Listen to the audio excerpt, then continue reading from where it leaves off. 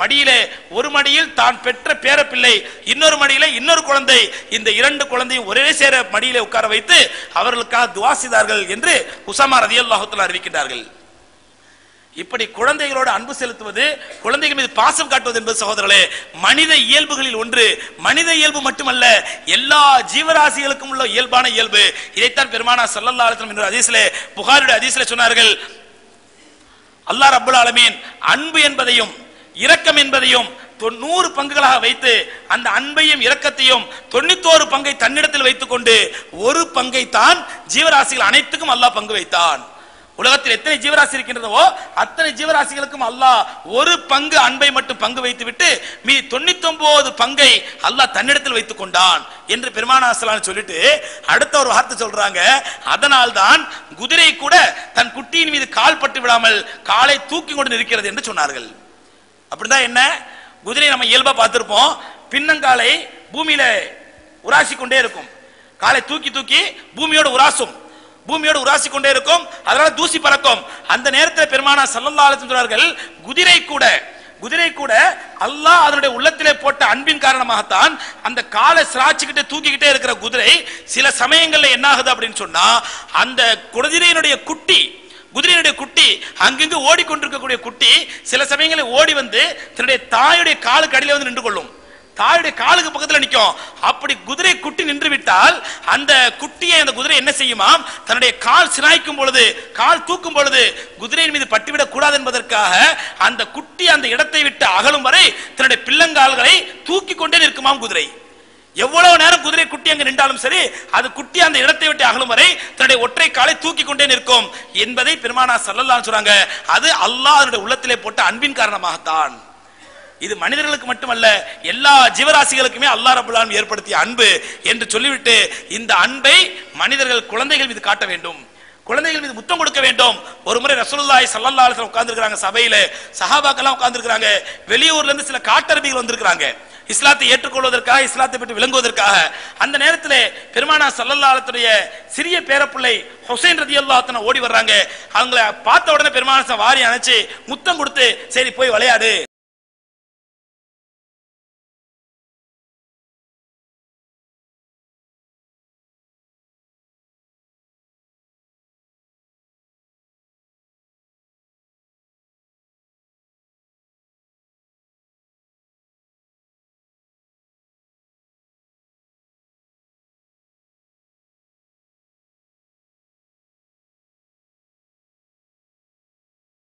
எடுத்து விட்டால் அதற்கு நான் என்ன செய்ய முடியும் என்று பதிலளித்தார்கள். அல்லாஹ் உள்ளத்தில் உள்ள அன்பை எடுத்துட்டான், இரக்கத்தை எடுத்துட்டான்டா, அதுக்கு நான் என்ன பண்ண முடியும்? அப்ப குழந்தைகளை முத்தமிடுவது என்பது, குழந்தைகள் எந்த குழந்தையை பார்த்தாலும் அதன் மீது அன்பு செலுத்துவது என்பது அல்லாஹ் உள்ளத்தில் ஏற்படுத்திய அன்புக்கு அடையாளம். அந்த அன்பின் அடையாளத்தை குழந்தைகள் மீது முத்தமாக நீங்கள் வெளிப்படுத்துங்கள் என்று ரசூலுல்லாஹி ஸல்லல்லாஹு அலைஹி வஸல்லம் அவர்கள் சொல்லித் தருகின்றார்கள். ஆக இப்படி சகோதரர்களே, குழந்தைகள் விஷயத்திலே பெற்றோர்கள் கவனம் செலுத்துவது, பெற்றோர்கள் மட்டுமல்ல, எந்த மனிதர்கள் எந்த குழந்தையை பார்த்தாலும் அந்த குழந்தையை முத்தம் கொடுப்பது, அதை கொஞ்சுவது கண்மணி நாயகம் ஸல்லல்லாஹு அலைஹி வஸல்லம் அவர்கள் கற்றுக் கொடுத்த அற்புதமான சுன்னத்துகளில் ஒன்று.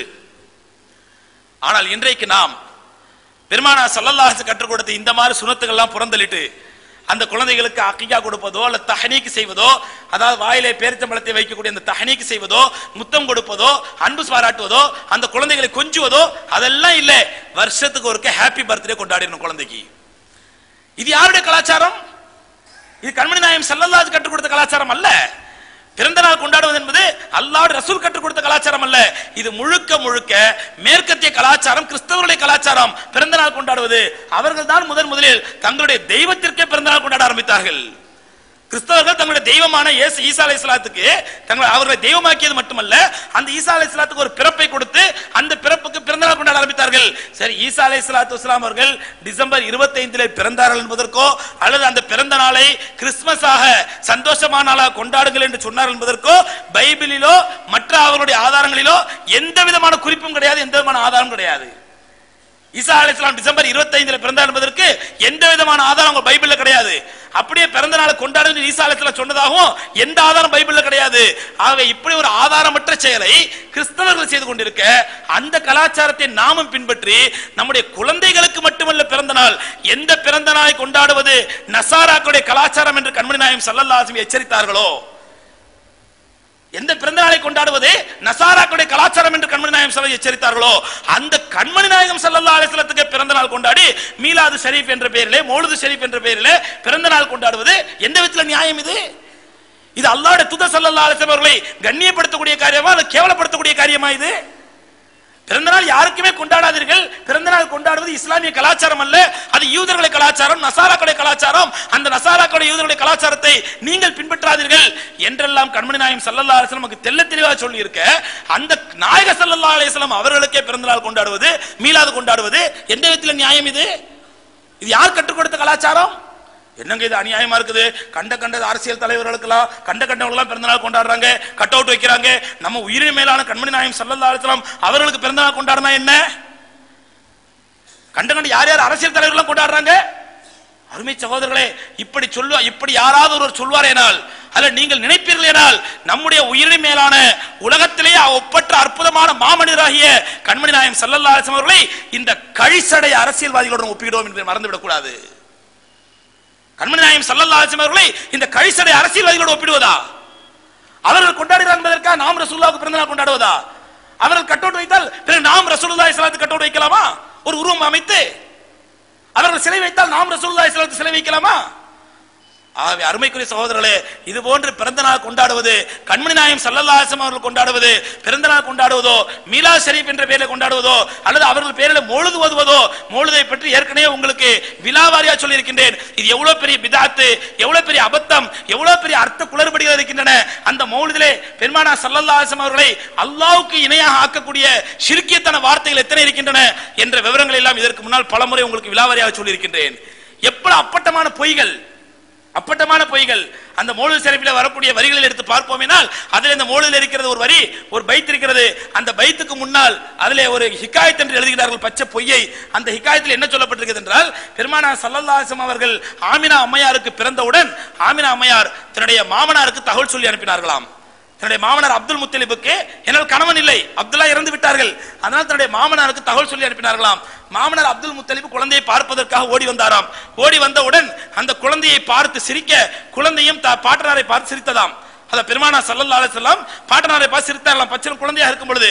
உடனே மாமனார் அப்துல் முத்தலிப், பெருமானாருடைய பாட்டனார் அப்துல் முத்தலிப் பெருமானார் ஸல்லல்லாஹு அலைஹி வஸல்லம் அவர்களை கையில வைத்துக் கொண்டு ஒரு தாலாட்டு பாடினாராம். அந்த தாலாட்டு தான் இந்த பைத்து என்று எழுதப்பட்டு கீழே ஒரு பாடல் எழுதப்பட்டிருக்கிறது, மௌலிது பாடல். அந்த பாடல் என்ன வருகிறது என்றால், அல்ஹம்துலில்லாஹி அல்லதி ஆதானி ஹாதல் குலாப தய்யிபல் அர்தானி என்று அந்த பைத்து ஆரம்பிக்கின்றது. அல்லாஹ்வுக்கே எல்லா புகழும், இந்த அற்புதமான குழந்தை எனக்கு கொடுத்த அல்லாஹ்வுக்கே எல்லா புகழும் சொல்லி அப்துல் முத்தலிப் அல்லாஹ் புகழ்ந்து பாட்டு பாடினாராம். சரி, இது வரைக்கும் உண்மையா இருக்கலாம், உண்மையா பொய்யா அல்லாஹ் அறிவான், எந்த ஆதாரமும் இல்லை. அடுத்த வரி வருது பாருங்க, அன்தல்லதி சும்மீத பில் குர்ஆனி ஃபில் குர்ஆனி அஹமத மக்தூபன் அலல் ஜினானி. அடுத்த வரி வருகிறது, அவர் பாடி பைத்து என்ன சொன்னாராம், அன்தல்லதி சும்மீத ஃபில் குர்ஆனி, உன்னுடைய பெயர் தான்பா குர்ஆனிலேயே முஹம்மது என்று எழுதப்பட்டிருக்கிறது. யாரப்பா சொல்றாரு? கை குழந்தையா பிறந்த பச்சிளம் குழந்தையாக இருக்கக்கூடிய கண்மணி நாயகம் ஸல்லல்லாஹு அலைஹி வஸல்லம் அவர்களை பார்த்து அப்துல் முத்தலிப் பாடுகிறார், அன்தல்லதி சும்மீத ஃபில் குர்ஆனி, உன்னுடைய பெயர் தான் குர்ஆனிலேயே முஹம்மது என்று சொல்லப்பட்டிருக்கிறது. அஹமத மக்தூபன் அலல் ஜினானி, குர்ஆனிலே மட்டுமல்ல சொர்க்கத்தினுடைய வாசலில் கூட உன்னுடைய பெயர் தான் அஹமது என்று எழுதப்பட்டிருக்கிறது. குர்ஆன் இறங்கியது எப்போது? கண்மணி நாயகம் ஸல்லல்லாஹு அலைஹி வஸல்லம் பிறந்து வளர்ந்து ஆளாகி 40வது வயதிலே குர்ஆன் இறங்குகிறது. 40வது வயதிலே இறங்க போகும் குர்ஆன் காஃபிராக இருந்து காஃபிராக மரணித்த அப்துல் முத்தலிபுக்கு அல்லாஹ் வஹி அறிவித்தான 40 ஆண்டுகளுக்கு முன்பாக. கண்மணி நாயகம் ஸல்லல்லாஹு அலைஹி வஸல்லம் அவர்களுக்கு அருளுவதற்கு முன்பாகவே, இறக்குவதற்கு முன்பாகவே குர்ஆனுடைய வசனங்களை அல்லாஹ் அப்துல் முத்தலிபுக்கு இறக்கி விட்டானா? சரி, காஃபிரா இருக்கக்கூடிய அப்துல் முத்தலிப் சொர்க்கத்தை எப்ப போய் பார்த்தாரு, எங்க போய் பார்த்தாரு? சொர்க்கத்திலே உன்னுடைய பேர் எழுதப்பட்டிருக்கு, எதை வச்சு சொல்றாரு? இது ஒரு சாம்பிளுக்காண்டி சொல்லப்பட்டது உங்களுக்கு. மௌலிதிலே உள்ள அர்த்த பிழைகளையும் மௌலிதில் உள்ள பித்தலாட்டங்களையும் அபத்தங்களையும் ஒரு சாம்பிளுக்காண்டி சொல்வது. இப்படி அதை பற்றியே பேசுதா இருந்தால் விலாவாரியா பேசலாம். இப்படி எல்லாவற்றையும் ஆராய்ந்துதான் இன்றைக்கு ஆசியாவிலேயே மிகப்பெரிய மதரசாவான இந்தியாவிலேயே தலை சிறந்த மதரசாவான தாருல் தேவ்பந்த் மதரசா ஃபத்வா கொடுத்திருக்கிறார்கள். மீலாது விழா கொண்டாடுவதும் பிதாத், மௌலிது ஷரீஃப் ஓதுவது பிதாத் என்று ஃபத்வா கொடுத்திருக்கிறார்கள். இது யாரோ வஹாபிகளோ அல்ல சலஃபிகளோ அல்ல தௌஹீத்காரர்களோ சொன்னதல்ல. இந்தியாவிலே இஸ்லாம் வளர்வதற்கும் இஸ்லாம் தழைப்பதற்கும் முழு முதல் காரணமாக இருந்த ஆசியாவிலே மிகப்பெரிய மதரசாவான தாருல் தேவபந்த் மதரசாவிலே ஃபத்வா கொடுத்திருக்கிறார்கள். மௌலித் ஓதுவது பித்அத் என்றும் மீலாது விழா கொண்டாடுவது பித்அத், பித்அத்தை செய்யா லாயிகே தரக் விட்டு ஒழிக்கப்பட வேண்டிய காரியம் என்ற வார்த்தைகளால் ஃபத்வா கொடுத்திருக்கிறார்கள். தேவைப்படுபவர்களின் அணுகுங்கள். ஃபத்வா காப்பி இடத்தில் இருக்கின்றது, தாருல் தேவபந்த் ஃபத்வா காப்பி. ஆக அருமை சகோதரர்களே, இவ்வளவு தெள்ள தெளிவாக மார்க்க உலமாக்கள் அறிஞர்கள் ஃபத்வா கொடுத்த பிறகும், ஏன்னா தாருல் தேவபந்துடைய ஃபத்வா என்பது நம்முடைய தென் தமிழகத்து முஸ்லிம்களுக்கு அந்த அளவுக்கு தெரியாது. தாருல் தேவபந்துடைய ஃபத்வாவுடைய பவர் என்னன்னு சொல்லி வடநாட்டில் பாத்தீங்கன்னா தேவபந்து மதரசாவுடைய ஃபத்வா எவ்வளவு பவர்ஃபுல் என்று விளங்கிக் கொள்ளும். ஒன்னும் சொல்ல வேண்டாம், சமீபத்தில் நடந்தது, சல்மான் ருஷ்டி ஜெய்ப்பூருக்கு வரப்போறான்னு சொன்னாங்க. தாருல் இருந்து ஒரு கண்டனம் தான் தெரிவித்தார்கள், ஃபத்வா கொடுக்கல, ஒரு கண்டனம் தெரிவித்தார்கள். இந்த சல்மான் ருஷ்டி இந்தியாவுக்கு வரக்கூடாது என்று. அவ்வளவுதான். மத்திய அரசாங்கம் இயங்கியது, ராஜஸ்தான் அரசாங்கம் இயங்கியது, மகாராஷ்டிரா அரசாங்கம் இயங்கியது, எல்லோரும் சேர்ந்து, எல்லா அரசாங்கம் சேர்ந்து திட்டமிட்டு சல்மான் ருஷ்டியை வரவிடாமல் தடுத்தார்கள். சல்மான் ருஷ்டியை வரவிடாமல் தடுத்தார்கள். காரணம் என்ன? தாருல் தேவபந்த் கொடுத்த ஒரு மறுப்பு, ஒரு கண்டனம், அவ்வளவுதான்.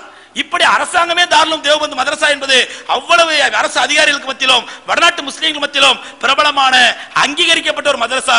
மார்க்கத்திலே உள்ளதை மட்டும்தான் உள்ளதை ஹக் என்று சொல்வார்கள். அந்த மதரசாவிலிருந்தே ஃபத்வா கொடுத்து மௌலித் ஓதுவது பித்அத், மீலாது கொண்டாடுவது பித்அத் என்று தெள்ள தெளிவாக சொல்லப்பட்ட பிறகு சகோதரர்களே, பிறகு எந்த அடிப்படையில் பள்ளிவாசல்களிலே 12 நாளைக்கு பூ கட்டி தோரணம் கட்டி மௌலித் ஓதுவது, ரசூலுல்லாஹ்வுக்கு பிறந்த நாள் கொண்டாடுவது, ஹாப்பி பர்த்டே கொண்டாடுவது, எந்த விதத்தில் நியாயம் இது? முஸ்லிம் சமுதாயம் எப்படி ஏற்றுக்கொள்ள வேண்டும், எப்படி ஏற்றுக்கொள்ள முடியும், எப்படி நாம் அதை அங்கீகரிக்கலாம்? ஆகவே அருமை சகோதரர்களே, நம்முடைய குழந்தைகளாக இருந்தாலும் சரி, கண்மணி நாயகம் ஸல்லல்லாஹு அலைஹி வஸல்லம் இருந்தாலும் சரி, பிறந்த நாள் கொண்டாடுவது எல்லாருக்குமே பித்அத் தான். ஏன்னா இதுல நாம் இன்னொரு விஷயத்தை கவனிக்க வேண்டும். மௌலித் ஓதுவதெல்லாம் பித்அத், அதெல்லாம் ஷிர்க், அதெல்லாம் கூடாது, தௌஹீதுக்கு எதிரானது என்று பேசுபவர்கள் தங்கள் வீட்டு குழந்தையா இருந்தா கேக் வெட்டி ஹாப்பி பர்த்டே டு யூ, ரசூலுல்லாஹ் கொண்டாடுறது பித்அத், தான் வீட்டு குழந்தை கொண்டாடலாம். இப்படி நம்ம சமுதாயத்தில் சில பேர் இருக்கின்றார்கள். ஆகவே நம்முடைய குழந்தையாக இருந்தாலும் கண்மணி நாயகம் ஸல்லல்லாஹு அலைஹி வஸல்லம் அவர்களாக இருந்தாலும் சரி, பிறந்த நாள் கொண்டாடுவது, மீலாது கொண்டாடுவது அல்லது மௌலித் ஷரீஃப் ஓதுவது எல்லாமே பித்அத்துகள். மௌலித் என்பது அது பித்அத்துக்கு மேல ஒரு ஸ்டெப் மேல, அதுல ஷிர்கியத்தான குஃப்ரியத்தான வார்த்தைகள் நிரம்பி கிடக்கின்றன. அதை ஓதுறதுனால எந்த நன்மையும் கிடையாது, புண்ணியமும் கிடையாது. ஆகவே முழுக்க முழுக்க தவிர்க்க வேண்டிய, ஒழிக்க வேண்டிய ஒன்று. அதே நேரத்தில் பெருமானார் ஸல்லல்லாஹு அலைஹி வஸல்லம் அவருடைய வரலாறுகளையும் அவருடைய சுன்னத்துகளையும் அவருடைய குணாதிசயங்களையும் அவர்கள் உலகத்துக்கு சொன்ன அற்புதமான செய்திகளையும் பயான்கள் மூலமாக, சீரத்து நிகழ்ச்சிகள் மூலமாக வருடம் முழுவதும், வாழ்க்கை முழுவதும் உலகத்திற்கு சொல்ல வேண்டியது கட்டாய கடமை. ஏதோ மீலாது விழாங்கிற பேர்ல தான் நம்ம கொண்டாடக்கூடாது. மீலாது அல்ல, மற்ற தினங்களில் வருடம் முழுவதும் பெருமானார் ஸல்லல்லாஹு அலைஹி வஸல்லம் அவர்களை பேசுவது சுன்னத்து. அவர்கள் அணிந்த ஆடையை பற்றி பேசுவது இபாதத், அவருடைய அசைவை பற்றி பேசுவது இபாதத், அவருடைய தலை முடியை பற்றி பேசுவது இபாதத், கண்மணி நாயகம் ஸல்லல்லாஹு அலைஹி வஸல்லம் அவர்கள் ஏறி சென்ற ஒட்டகத்தை பற்றி பேசுவது கூட இபாதத். அதுல எந்த மறுப்பும் கிடையாது, மாற்றம் கிடையாது. ஆகவே பெருமானார் ஸல்லல்லாஹு அலைஹி வஸல்லம் அவருடைய செய்தியை உலகம் முழுவதும் எடுத்துச் சொல்வது, அவருடைய புகழை பரப்புவது, அவருடைய சுன்னத்துகளை முக்கியத்துவத்தை எடுத்துச் சொல்வது, இந்த உலகம் சந்திக்கக்கூடிய அத்தனை பிரச்சனைகளுக்கும் பெருமானார் ஸல்லல்லாஹு அலைஹி வஸல்லம் அவர்கள் எப்படிப்பட்ட ஒரு அற்புதமான தீர்க்க தரிசனத்தோடு தீர்வு சொன்னார்கள் என்ற இந்த விஷயங்களையும் உலக மக்களுக்கு எடுத்துச் சொல்ல வேண்டுமே தவிர, அதை விட்டுவிட்டு 12 நாள் பள்ளிவாசல்ல உட்கார்ந்து குச்சோ முறையோ என்று கூச்சல் போட்டு, சில பள்ளிகளிலே பார்த்தால் மகரிப் தொழுத உடனே, ஜமாத்து முடிஞ்ச உடனே தனியா போய் தொழ முடியாது. ஒரு 4 பேர் உட்கார்ந்து மௌலித் ஓதுவாங்க. அந்த 4 பேருக்கும் 3 மைக் வச்சு பள்ளிவாசல்லே அலற மாதிரி சத்தம். அதுக்கு பின்னாடி போறவங்க சுன்னத் தொழுவ முடியாது, ஃபர்ல தொழுவ முடியாது, ஒரு திக்ர் செய்ய முடியாது, துஆ செய்ய முடியாது. எவ்வளவு பெரிய இடையூறு இதெல்லாம். ரப்பல் ஆலமீன் சொல்கிறான், ஒமன் அதலாம் மிம்மன் மனா மசாஜித் அல்லாஹி யுذ்கர ஃபீ அஸ்முஹு, அல்லாஹ்வுடைய இல்லத்திலே அல்லாஹ்வுடைய பெயரை நினைவு கூறுவதை விட்டும் தடுக்க கூடியவனை காட்டிலும் மிகப்பெரிய அநியாயக்காரன் யார்? அல்லாஹ் கேக்குறான். இன்னைக்கு நம்ம மௌலிதுங்கிற பேர்ல மைக்க போட்டு சத்தம் போட்டு போகிறது, அங்க வர்ற அடுத்து வர முஸ்லிம்களுக்கு அவன் சுன்னத்தையும் தொழ முடியாது, ஃபர்லையும் தொழ முடியாது, அல்லாஹ் திக்ர் செய்ய முடியாது. இதெல்லாம் கண்மணி நாயகம் ஸல்லல்லாஹு அலைஹி வஸல்லம் கற்றுக் கொடுத்த மார்க்கமா? ஆகவே அருமை சகோதரர்களே, பெருமானார் ஸல்லல்லாஹு அலைஹி வஸல்லம் அவருடைய அற்புதமான வழிமுறைகளை வாழ்க்கையில் பின்பற்றுவோம். அவர்கள் குழந்தையை பிறந்ததிலிருந்து குழந்தையை எப்படி கொண்டாட வேண்டும், எப்படி கொஞ்ச வேண்டும், எப்படி அன்பு செலுத்த வேண்டும் என்று கற்றுக் கொடுத்தார்களோ அதையும் நாம் பின்பற்றுவோம். பெருமானார் ஸல்லல்லாஹு அலைஹி வஸல்லம் அவர்கள் பெயரால் பிறந்த நாள் கொண்டாடுவதை தவிர்ப்போம். கண்மணி நாயகம் ஸல்லல்லாஹு அலைஹி வஸல்லம் சுன்னத்துகளை நம்முடைய வாழ்க்கையின் அனைத்து விஷயங்களில் பின்பற்றுவோம். வல்ல ரப்பல் ஆலமீன் அத்தகைய பாக்கியத்தை நம் அனைவருக்கும் தந்தருள்வானாக. மறுமையிலே கண்மணி நாயகம் ஸல்லல்லாஹு அலைஹி வஸல்லம் அவருடைய ஷஃபாத்துக்கு தகுதியான மக்களாக அல்லாஹ் நம்மை ஆக்கியருள்வானாக. அன்னாருடைய புனிதமான கரங்களால் ஹவுதுல் கௌசர் தடாகத்திலே நீர் பருகக்கூடிய பாக்கியத்தை ரப்பல் ஆலமீன் தந்தருள்வானாக. வாஹிரு தாவானா அல்ஹம்துலில்லாஹி ரப்பில் ஆலமீன். அஸ்ஸலாமு அலைக்கும் வரஹ்மத்துல்லாஹி தஆலா வபரகாத்துஹு.